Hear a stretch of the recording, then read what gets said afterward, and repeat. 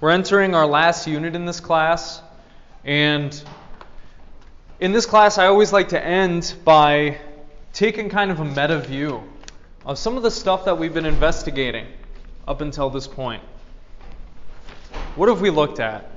Well, we looked at rhetoric, what rhetoric is, how it is done, the things that impact it, that influence how a message lands.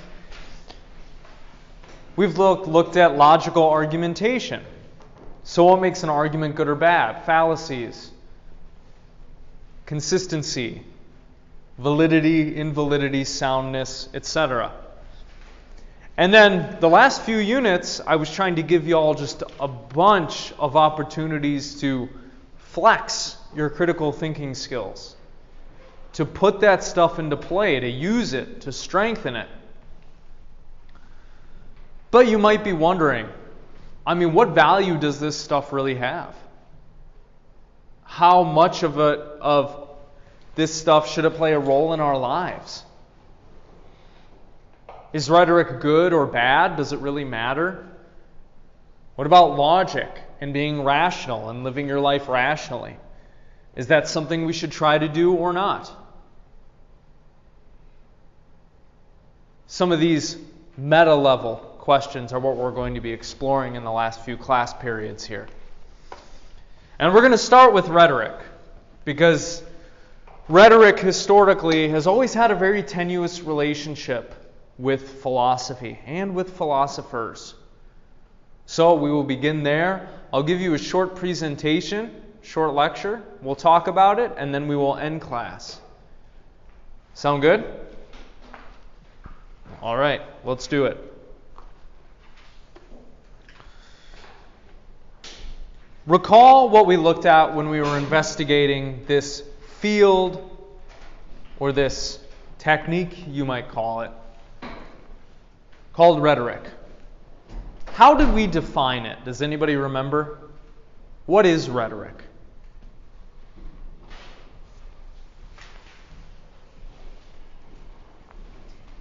It's kind of just like the art of persuasion, I guess. Right. Yeah, that's basically it. We could call rhetoric the art or study of speech or persuasion. And there are a bunch of different domains that rhetoric might be employed in, right?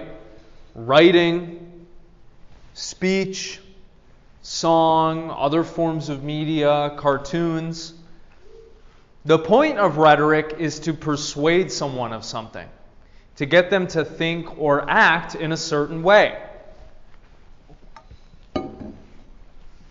We do this through our mastery of language and what psychologists might call our mind-reading skills. Not literally reading somebody's mind, but being able to pick up on their thoughts, emotions, and intentions by looking at them and observing their face and listening to what they're saying and their tone of voice and all of this stuff.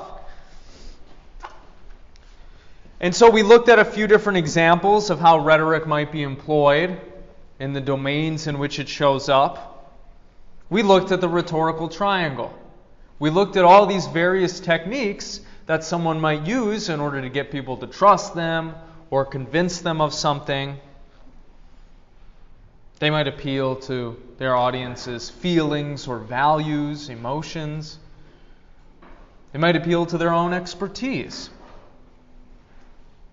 In any case, this thing called rhetoric has been around for a very long time. It's something that's still being taught today. And it's something that is still being employed a lot, whether people realize it or not. You can find it in medicine, law, teaching, and so on.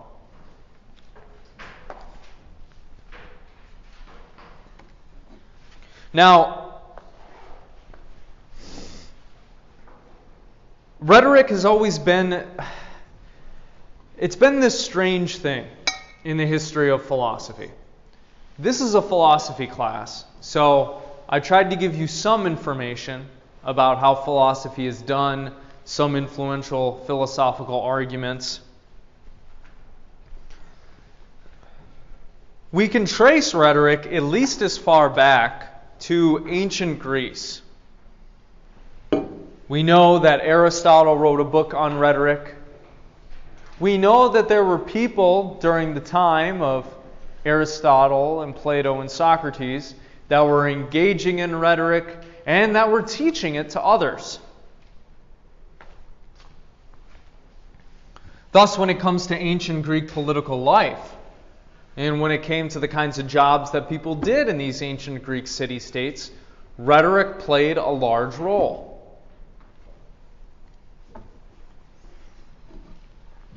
The Greek city-state of Athens, for example, was democratic. And to give you just a little bit of historical context, it was expected that young men who had gone through their education, who had reached a certain age, it was expected that they were going to engage in politics. That they were going to become part of that body that argues about issues, that passes laws, that tries to have a hand in how Greek society develops and what is allowed and what policies are instantiated, so on and so forth. So you could see how rhetoric would be very important during this time. If you were a young man and you were expected to get into politics, you need to know how to talk to other people, right? And persuade them of things. Because your political job, we might say, would be to make speeches, to persuade, to vote on things, to listen, to mull things over and reflect. Thus, both in the political sphere, but also in the educational sphere, rhetoric played a central role.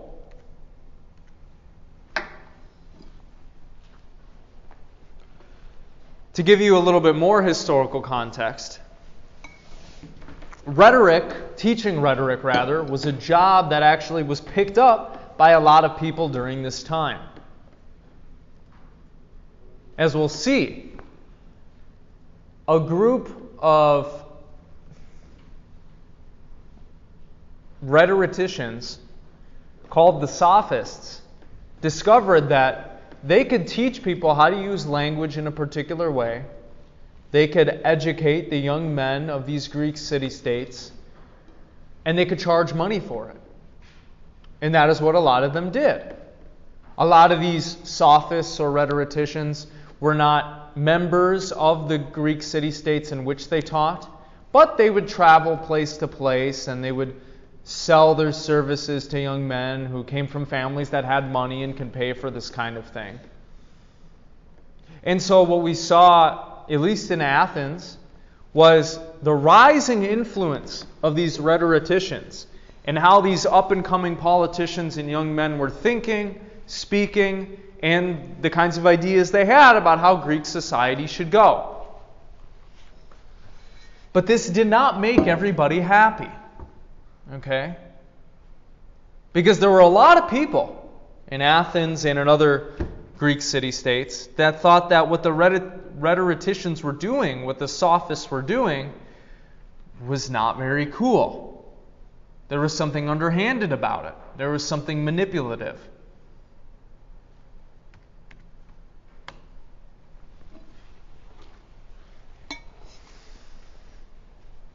As we'll see, this is why the relationship between philosophy and rhetoric has been tenuous for thousands of years. It did not start off on a great foot.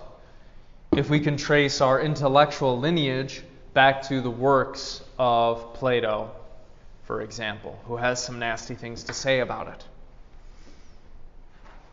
And nevertheless, this ability to persuade people, to get them to think and act in certain ways, is very powerful, right?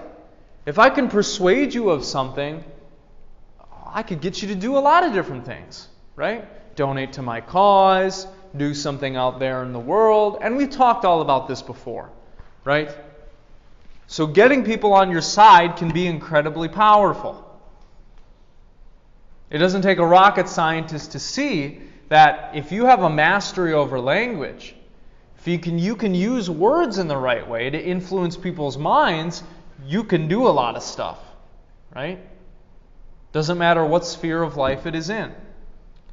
So consequently, as Western society has developed and evolved, rhetoric has remained an important part of it. An important part of how people speak and how they operate in their different professions.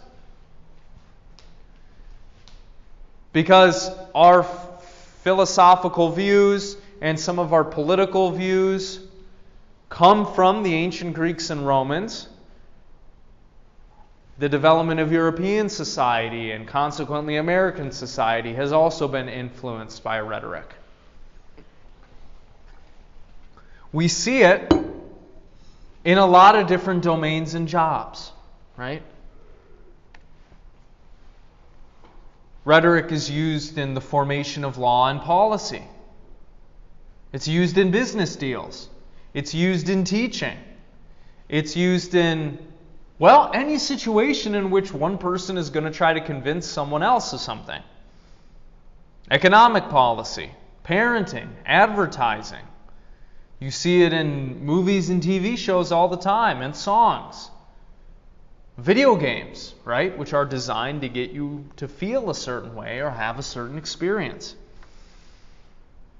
And you've probably used it in your relationships, and it's probably been used on you, right? To try to convince you to buy that thing for them or go out to this place to eat or whatever it may be, right? So this is a thing that like everybody uses.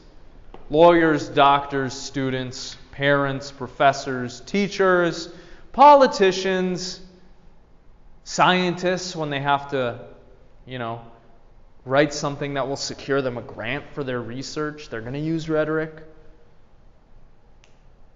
Health experts. This is something that permeates kind of every facet of our society. And so it would be really important if we could get a handle on, well, how are we supposed to feel about it? Is this thing good or bad? Is there a proper way to do this? What kind of role should it have in our lives? This generally is what we're trying to investigate today.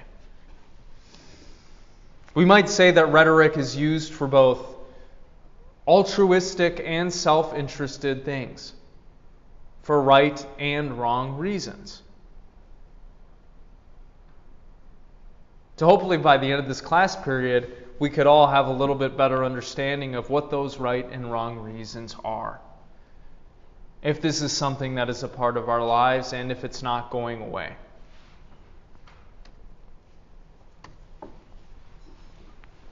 Now, historically, it is said that Plato invented the word rhetoric in order to contrast it with philosophy, which he considered to be the opposite of rhetoric. What is philosophy? Can anybody tell me? Do you remember our first day of class? Philosophy.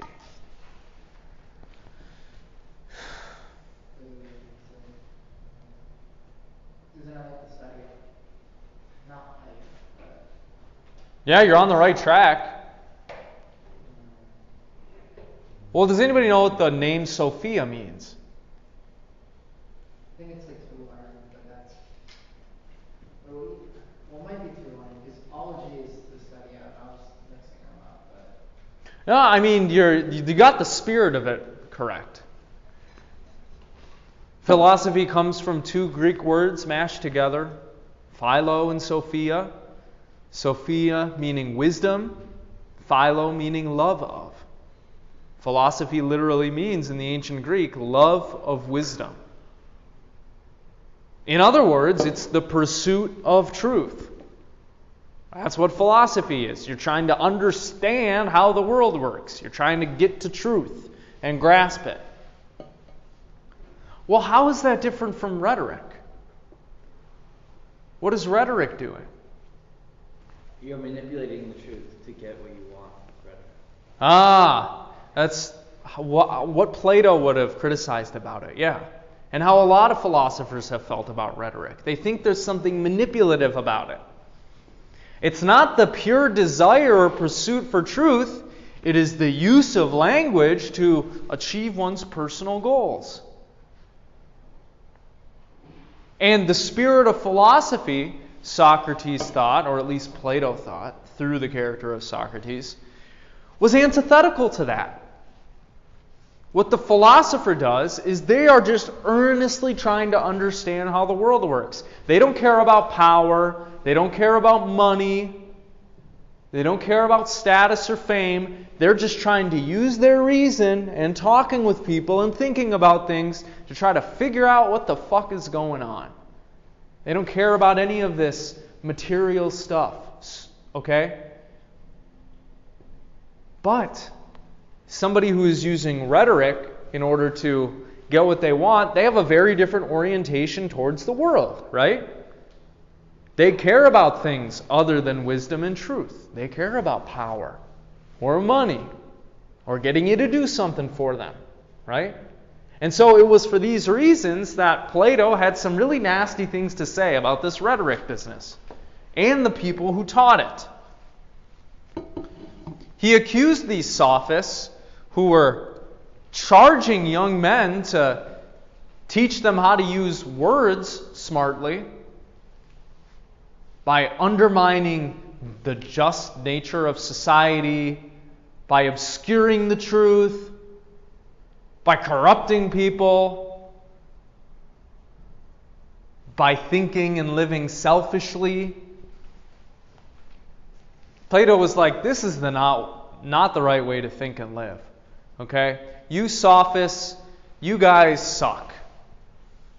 And he has a lot of different comments on these people, these rhetoricians in the Republic, in the Gorgias, in the Phaedrus, and all these different dialogues. In the Republic, for instance, sophists are likened to animals who don't have control over their passions and instincts, who are not ruled by reason.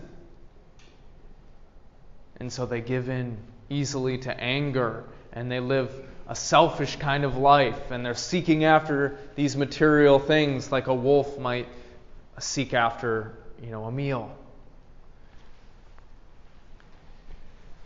And so for thousands of years, there's always been this tenuous relationship between philosophy and rhetoric. Plato and a lot of thinkers after him thought that if you're in the business of being honest and actually pursuing truth, this is not something that you would engage in. This is bad. This is self-serving. And he had a bunch of other things to say about it as well.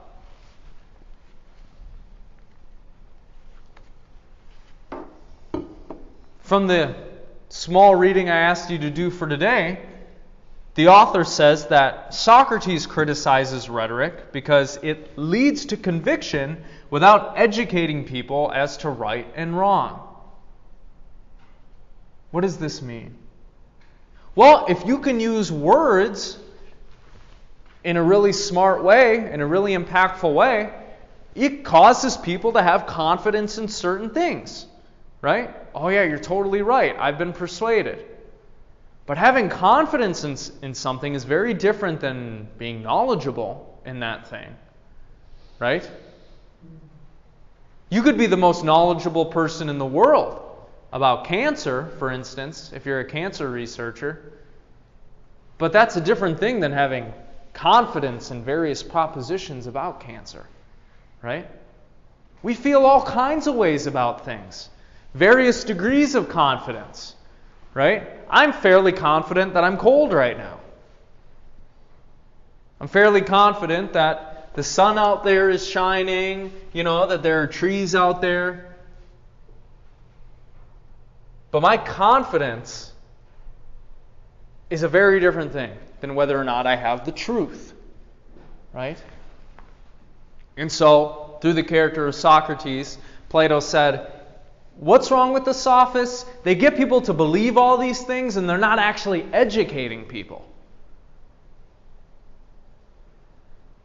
What we should be doing is sharing the truth and educating people and going on this cooperative learning endeavor First of all, Plato was like, the sophists charge for teaching rhetoric? That's stupid, that's bad. Socrates and Plato didn't charge anything for talking with people.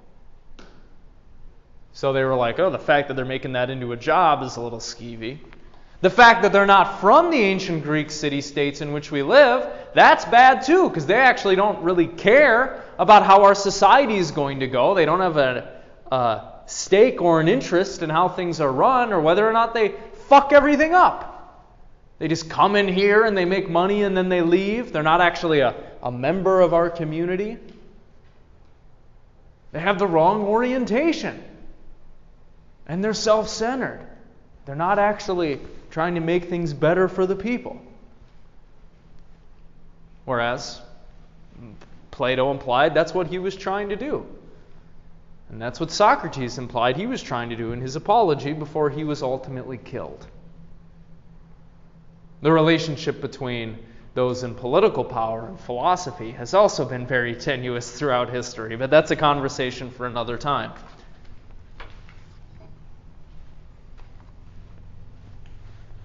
Through the character of Socrates, Plato argues that rhetoric is used by non-experts on things to convince other non-experts. He's like, what's that about? That's stupid. The people who are using these words in a fancy way, they're not experts on the stuff that they're talking about. Again, they're just trying to get something done or they're trying to get something out of you. So the use of rhetoric is not educating people. It's not making people wiser or kinder or more loving. It's teaching people how to use words, but it's not teaching people how to think better.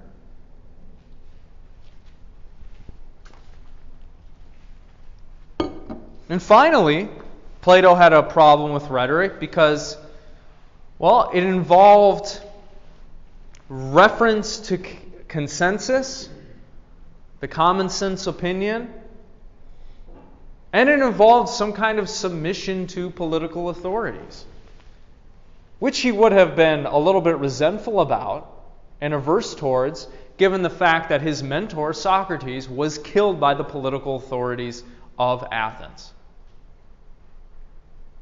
So he had a bone to pick with them in regards to that.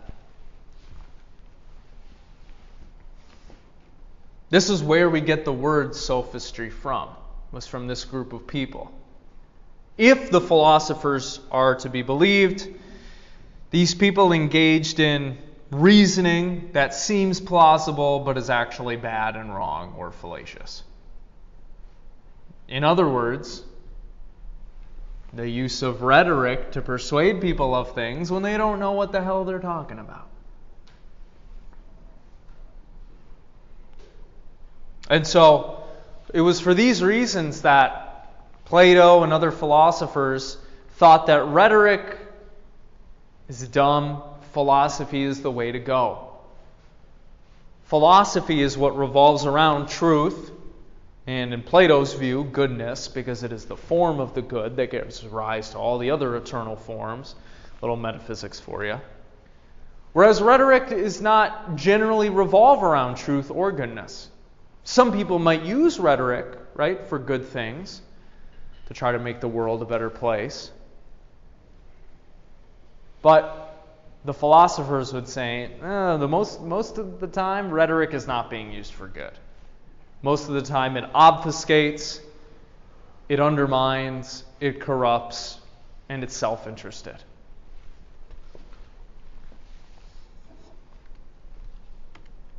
And this led Plato to imply that the only way that rhetoric could be saved is if it actually took up the properties of philosophy.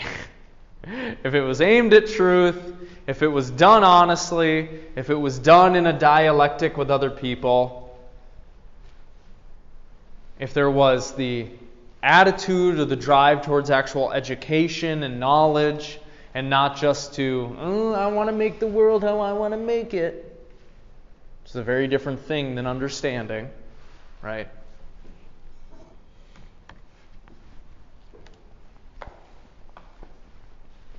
And so because of what the ancient Greek philosophers had to say about it, like Plato, because of the countless events in human history in which rhetoric has been used, it's been viewed with a lot of suspicion. People have legitimate questions about whether or not it should play such a formative role in our relationships and our dealings with others, whether it's inherently good or bad or manipulative, whether we should use it ourselves, when it is justifiable to use it at all. These are things that thinkers have been wrestling with for centuries. And something that you should think about as well, given that I've given you a lot of general tools that you could use to persuade people of things, right? Hopefully your critical thinking skills have been sharpened a little bit, your analytical skills. But before we even got to that, I gave you a bunch of ways that you could influence someone, right? That you could persuade someone. And I even joked about having y'all sign a waiver so that I wouldn't be responsible for what you did with this information. So, this is something that you should really think about. Because no doubt you will use rhetoric during your life. You've probably already used it today. So, what do we think about it? Is it a good thing, a bad thing? Is it not inherently good or bad? Are the philosophers right? How do we feel about this? What are we thinking? I mean, I kind of think it's inherently not good or bad, so I think it can be used for both. Okay, it can be used for both. Say more. Like, what do you think would be a bad use of it? I don't know. I mean, obviously, most of the time you're trying to convince somebody of something, but like even if you know it's wrong, like you're still trying to convince them like that's the thing that they should do. And that would be bad. Like, what would be wrong? Have you tried to convince somebody of doing something that you thought was wrong, but you were still... I mean, I have. I can't think of any off the top of my head. Yeah. I used to collect trading cards. I mean, back in the day, it was Yu-Gi-Oh! And then it was Magic the Gathering. And I would, sometimes when I was a kid, I'd try to convince people to do bad trades all the time. I'm like, yeah, this card's totally worth it. Yeah, give me that. I want that one. That was using rhetoric, right? And maybe you would say, that's kind of an improper use of it, right? You're screwing the other person out of their card or their money.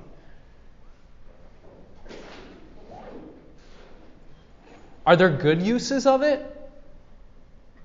Can rhetoric be used in a good way or in a justifiable way? There might be a difference between those two things.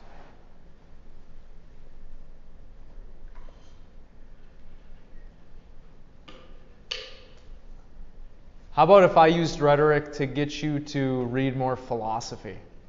Would that be good? One person says yes. Yeah.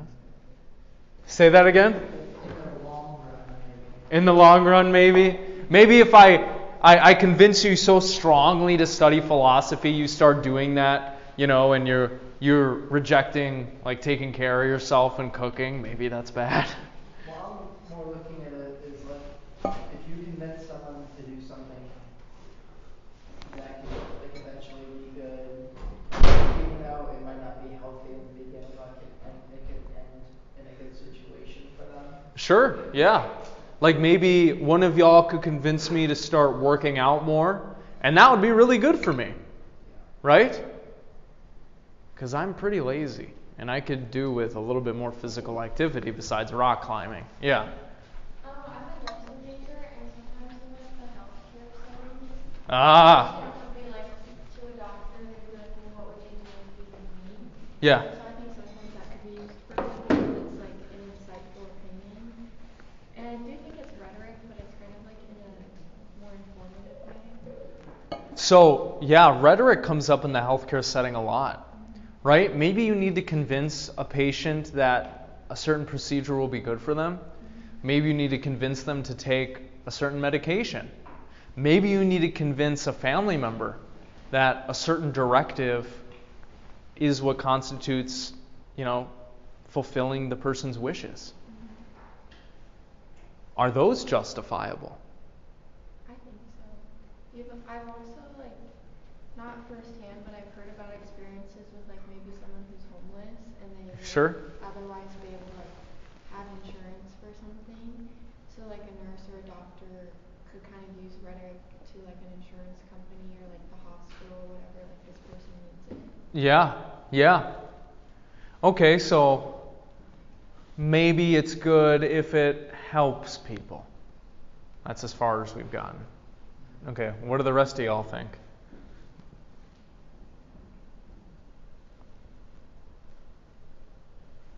I don't think we can say all rhetoric is bad just because it's nearly impossible not to use rhetoric. Okay, so it's just it's a part of our lives. Yeah. And it's not inherently good or bad. But it's how we use it? Yes. Okay. Yeah. I also think it's really just comes down to the person who's using it. Really I can use rhetoric to whatever kind of good or bad I want. You can see that throughout history. Yeah. It's a bad example, but Stalin, Hitler, Mussolini, any horrible leader, dictator, you name it, they were all great public speakers. Yeah.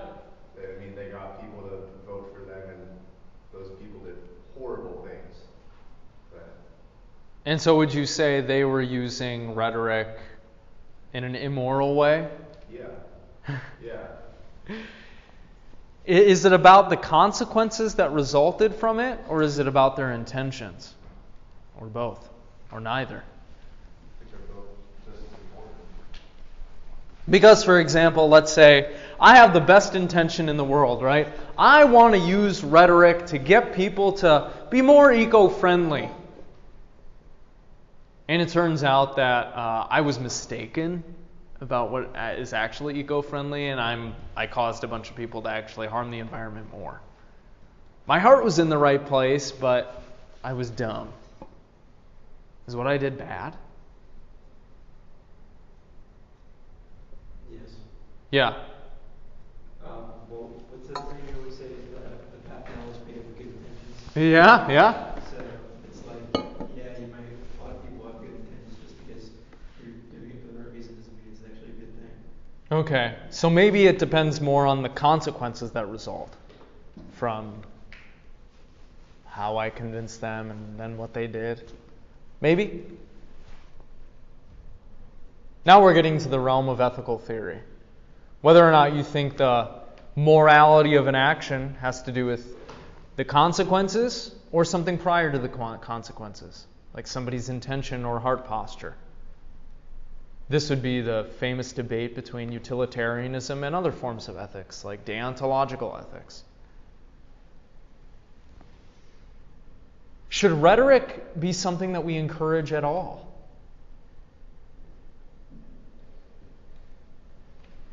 Probably. Why? Well, I guess just in the first place, it's useful to be able to talk to people, but there are times in your life when you're gonna need to convince people of something or talk yourself out of something, and it's good to know how to. Right? Okay, so you might run into a situation where, you're being mugged or something, I guess. and having rhetoric in your back pocket would be good. Not mine, because I'd rather have a gun in my back pocket and not. Okay, yeah, fair enough. Just in I don't know, an argument or just talking with people, just not anything physical, because you can, but it's just less likely. Well, the phrase that you used was interesting. You said something like you might come upon moments in your life where you need to convince someone of something. Yeah. Is that true? Do you need to convince anybody of anything? you might not need to, but you might want to. Like, Ah. you want to convince your friend to give you money, or convince this person to like you. It's like, you know. Yeah. Yeah, you might have a lot of desires, you know. This question has to do with kind of one of the central disagreements that the sophists and the philosophers had, which is what are they supposed to revolve around? The philosophers thought our lives should revolve around truth and knowledge. Like, that's the point. That's what's going to be fulfilling and awesome. But that's not how a lot of people live their lives, right?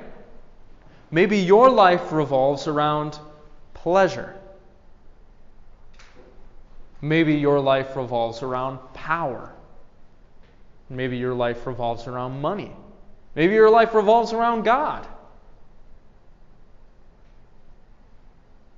These are all different things, right? So, when we're having discussions about is rhetoric good or bad, should we use it, should we encourage it, I think a lot of it comes down to this basic orientation or attitude that you have. If your goal in life is just to seek knowledge and wisdom, what do you need rhetoric for? If your goal in life is to establish world peace, then you might need to use a lot of rhetoric, right? Or if your goal is to make money or satisfy your own personal desires, then yeah, maybe you're going to want to have rhetoric in your back pocket. Maybe you're even going to want to encourage it and encourage its education and all that stuff.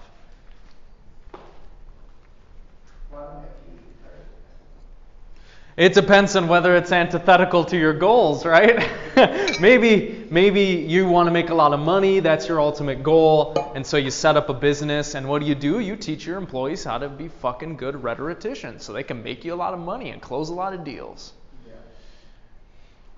But maybe not. You know, wouldn't want your enemies learning rhetoric,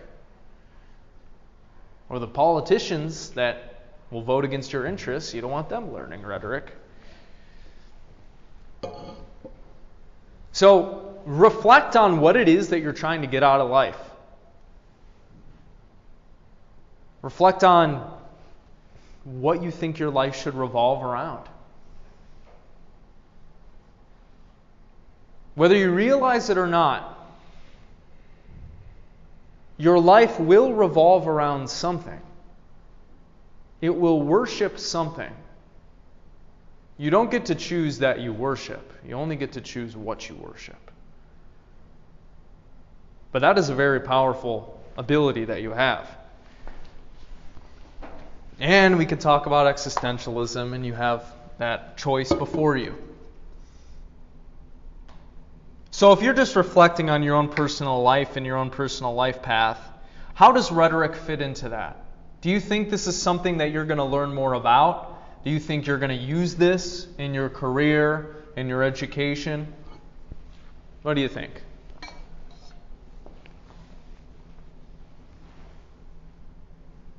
Yeah. I mean, I think just like generally, like life speaking, like you'll use it no matter where you go, no matter what your career path is, or like what you do in life. How much you use it, obviously depends. Like, Yeah. If you're trying to sell people something, obviously you're probably going to use it more than somebody who doesn't have as much interaction with like a customer or something like that. But I don't think it matters the path you take. I think it'll be used no matter where you go. Okay, so it's kind of like whether you try to or not, like you're going to use this thing. Yeah. Like this is a soft skill that maybe you've been employing the whole time, like since you could speak. I don't know. I think that like it should kind of just like be there for like the people who need it. Because like example, like I want to be a lawyer. Like I'm gonna use rhetoric all the damn time. Yeah, yeah. Or, like that's just the way it's gonna be. But someone who maybe in like a health science, like where it's more concrete, where it's just like all right, like you have so and so disease, so we need to give you so and so medication or give you like so and so like treatment. Because really, I think that we use enough rhetoric in our like everyday lives that I think just about everyone in this room like has like the basic skills that they would actually need. Yeah. You would really only need like specialized skills if you needed it, like in your profession. Really, so. And I don't know. Again, I'm not an expert on this stuff, but I would say for a lot of jobs, this isn't something that you need to really study consciously. You know, you have the skills to be able to talk to people already. You know. But there are limited careers where convincing someone of something is like a necessity. Maybe the healthcare field is one and lawyering is another. Maybe teaching is another one. I don't know. But I'm not trying to convince you of stuff. Maybe my words are having that effect. You'll just have to take my word for that. Yeah. I think it's important just to know about rhetoric and just so you don't fall prey to rhetoric. There's all these people that are trying to sell you things, lawyers, yeah, that you interact with in everyday life, and they're trying to manipulate you to do something you wouldn't have done otherwise. So, like, you're being bombarded with it all the time, is what you're saying. So, if you're not going to use it yourself, this is a useful skill to learn so you can know how people are trying to manipulate you and influence you, right? So let's just talk about that for a brief moment. How are people trying to influence you today? Ads on TV are trying to get you to buy stuff. Yeah, ads on TV trying to get you to buy things. Yeah, how else? I would say like since the campaigning stuff, like for the voting coming up, so just yeah, politicians obviously trying to get your vote. Political campaigns trying to get your vote. Anything else?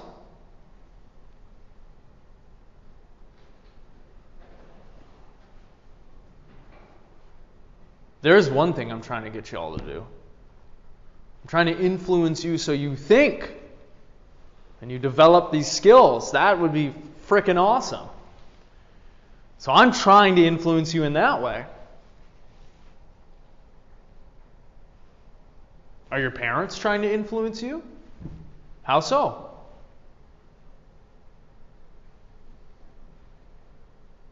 They kind of trying to push you on the straight path, or at least the path that they want for you. Right. They're trying to get you to follow what they think is the proper path, right, for your health and happiness and whatever else. Perhaps not all the time, right? People get things wrong. Maybe your parents hate you. I don't know. What else? Who else is trying to influence you? I would say probably religion sometimes too. Sure. Yeah, why not? Yeah, if you go to church, if you go to mass, yeah, there will be rhetoric used there to get you to think and feel a certain way, right? Your professors are using rhetoric. The administrators are using rhetoric, right? All of these institutions and organizations out there in the world are going to use rhetoric because they want you to donate to them. They want you to think a certain way. So on and so forth. So, I mean, if we interpret this thing broadly, rhetoric is everywhere.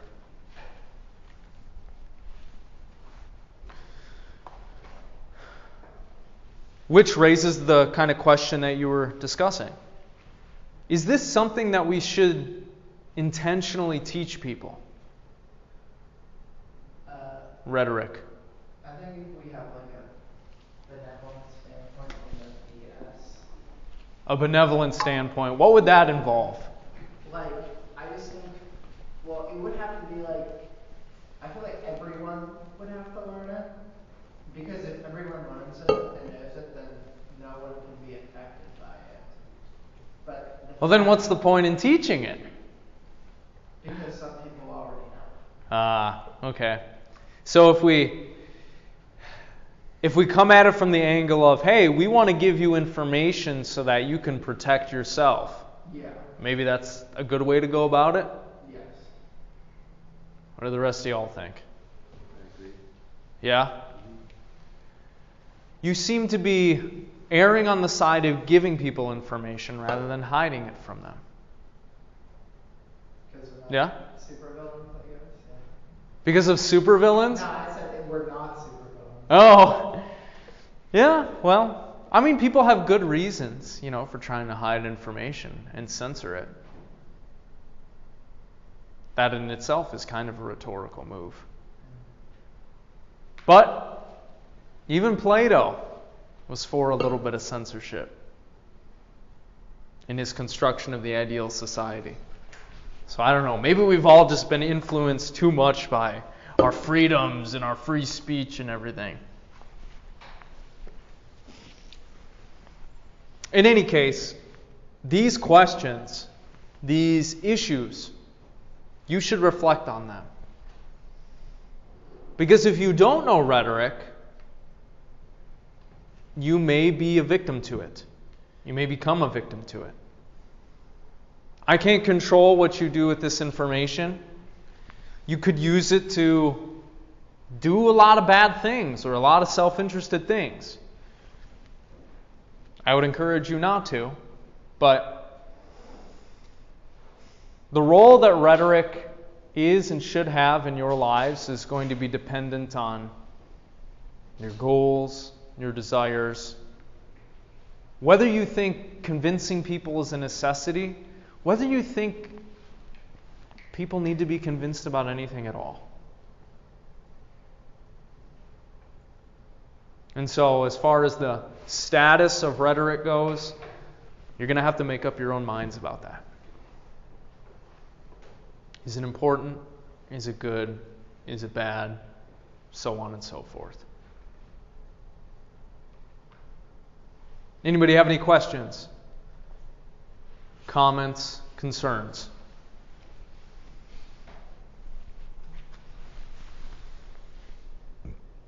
Well, it's 12 o'clock. Should we end early? I think we can do it that anyway. Yeah? Okay. Well, I will see you